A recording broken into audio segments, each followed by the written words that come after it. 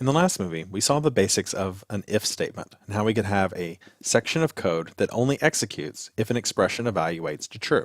In this movie, we're going to build on that by talking about else and else if. That is the ability to have an alternative that gets executed if something is not true. Let's take a look.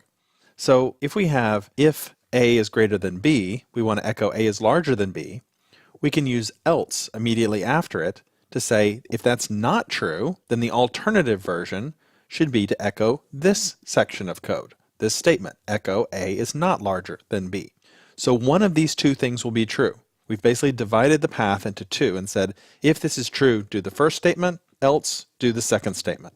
Now, again, this is without the curly braces, which is suitable if you have only a single line of code, but I'm going to strongly encourage you, even if you have a single line of code, to always use curly braces. And if you have multi-line code, you'll definitely want to use them. I think it's a good habit to be in. Now, I do want you to see that it is a binary choice between these. It's going to do one or the other. Once that first test passes and its statement is executed, the rest of the options below that are skipped over.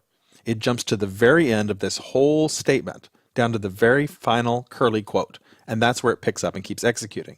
So if A is greater than B, echo A is larger than B, and then jump down to that final curly quote and proceed from there. It doesn't continue checking for additional options. Once it finds one, it's done. It's done with this whole entire statement. Now, in addition to just else, we also have else if, and that lets us string multiple conditions together. So we could say, if A is greater than B, then echo A is larger than B. Else if A is less than B, echo A is smaller than B. Notice before I said not larger because there's the possibility that the two are equal. So now I can say else if, do another test. So if the first one matches, it'll do the first statement. If the second one matches, it'll do the second statement. If A and B are equal, well then neither one of these are going to execute, right? Neither one of its conditions were met, so we'll just keep going from there. And of course we can combine all three of these together so that if A is greater than B, we echo A is larger than B. If A is less than B, we echo A is smaller than B.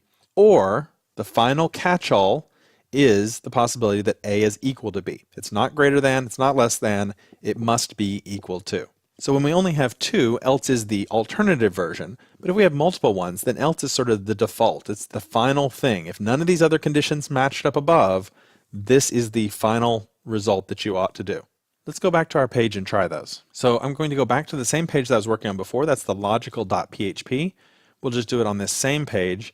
Notice before that I had two if statements. If A is greater than B, or if A is less than B, I can now convert those. And I could do it by using else and say else A is not larger than B. Or the other way to do it would be, let me just back up and undo that, to change this to say else if A is less than B, A is not larger than B. Now that's not quite true. It's A is smaller than B in that case.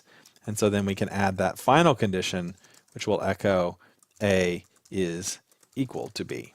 Now once again, if A is greater than B, this bit of code gets executed. After that, it jumps right down to here and keeps executing our PHP. If this one's not met, then it goes to the second one. If that's not met, then it goes to the third one. But after each one of these, after each determination is made, that block gets executed, and then it jumps down here to continue with our PHP.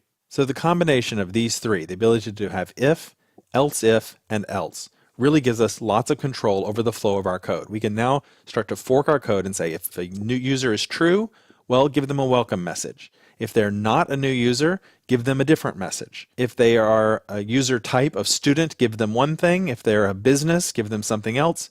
If they're a consumer, give them something else. And we can start nesting these inside of each other as well, so that if they're a student and they also are enrolled in a special program, we give them a different message. You can really start to see the important role that logical expressions are going to play in programming with PHP.